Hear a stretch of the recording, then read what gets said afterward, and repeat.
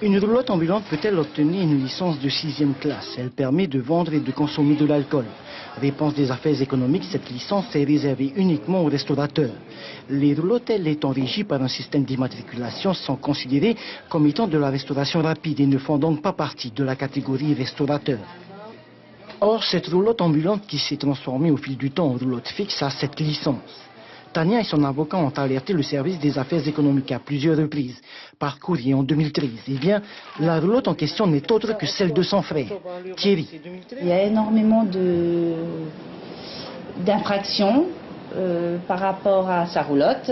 Il délivre de l'alcool, du vin, de la bière à ses clients.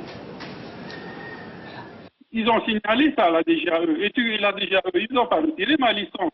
Ils m'ont laissé avec la licence. Elles ont fait tout un plat pour cette licence de boisson. Mais le but derrière tout ça, c'est pas la licence de boisson, c'est de me foutre dehors. En ce qui concerne les affaires économiques, on n'a toujours pas de réponse. Par rapport à l'urbanisme, ils ont envoyé un contrôleur qui est venu prendre apparemment des photos. Et donc un procès-verbal a été dressé et envoyé au procureur.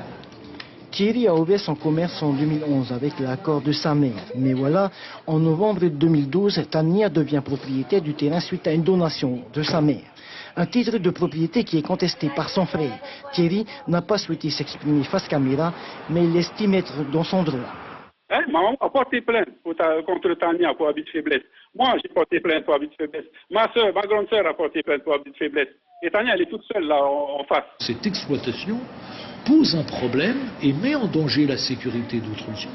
Et à partir du moment où ça se passe sur un terrain qui appartient à ma cliente, si ceux qui ont en charge la sécurité publique, ceux qui ont en charge le respect des règles administratives ne le fassent pas, il faudra malheureusement qu'elle se substitue à eux, mais ça aura des conséquences pour toutes ces personnes. Entre Tania et son frère, rien ne va plus. Avec Gérard et Israël, le mari de Tania non plus. Pire depuis l'altercation qu'il y a eu entre les deux hommes l'année dernière. Pour sa propre sécurité, Gérard a décidé de vivre loin de sa famille. Partout où il va, il est entouré de ses gardes du corps. J'ai fait un peu de poussière, je le reconnais, je l'ai déclaré à la gendarmerie.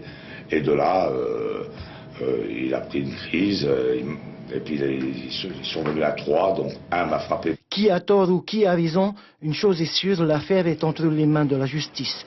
En attendant que le verdict tombe, le service, lui, continue de tourner comme à son habitude.